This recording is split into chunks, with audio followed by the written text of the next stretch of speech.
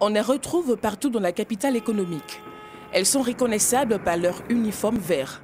Un chapeau pour se protéger du soleil, des balais à manches, des pelles et un seau de ramassage. Elles, ce sont les balayeuses des rues, gardiennes de la salubrité de la ville d'Abidjan. Sable, sachets d'eau, bouts de papier, feuilles mortes, herbes sauvages, déchets solides, laissés ça et là par les usagers, sont balayés, regroupés, ramassés et collectés. J'ai accepté d'être balayeuse parce que je me suis dit, il n'y a pas de sous-métier. Tout ce que tu gagnes sous la main, tu le fais. Parce qu'actuellement, tu ne peux pas t'asseoir à la maison et puis quelque chose va te tomber du ciel. Sur les routes, les chauffards manquent quotidiennement de les renverser. Dans la fumée noire des pots d'échappement, elles balaient tous les jours des déchets que la plupart des conducteurs abidjanais jettent par leurs fenêtres. Le travail se passe bien. Par contre aussi, souvent, pas trop ça, à cause des chauffeurs, des passants, tout ça. À peine on finit de balayer, il y a 2 qui sont dans la voiture, ils jettent des papiers lotus, des chassés. Maintenant, les chauffeurs de bac aussi, on place les cônes souvent avec nos cônes, tout ça là. Quand on parle, ils arrivent à nous parler mal. Donc, par contre, il y a d'autres qui jettent les chassés. Quand on parle, ils disent nous sommes payés pour ça. Le travail de balayage, là, c'est très difficile. Parce que ce n'est pas permis à tout le monde. Quand tu dis à quelqu'un qu'on dit qu'il y a le travail de balayage, il dit non, il y a tuberculose, il y a tant dedans. Depuis qu'on travaille, on n'a jamais entendu qu'il y a une qui est malade, qui a tuberculose. Cette occupation semble passionner ces femmes, pour la plupart quadragénaires au maximum.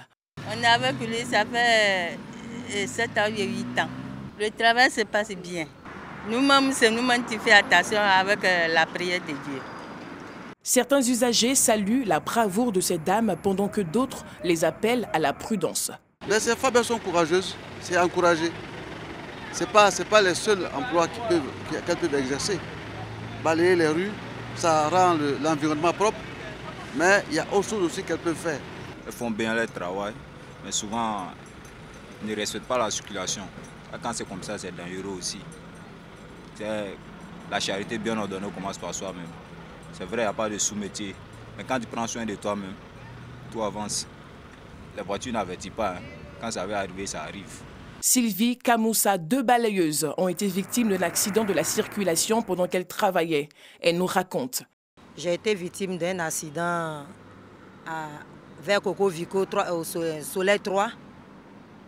Et le monsieur m'a pris par la hanche parce que je balayais et j'ai donné le dos.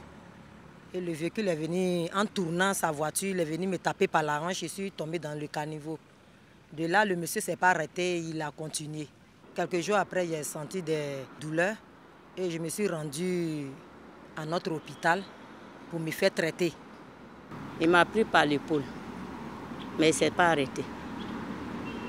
Donc, j'ai dit à mon patron, mon superviseur, il a appelé pour lui dire.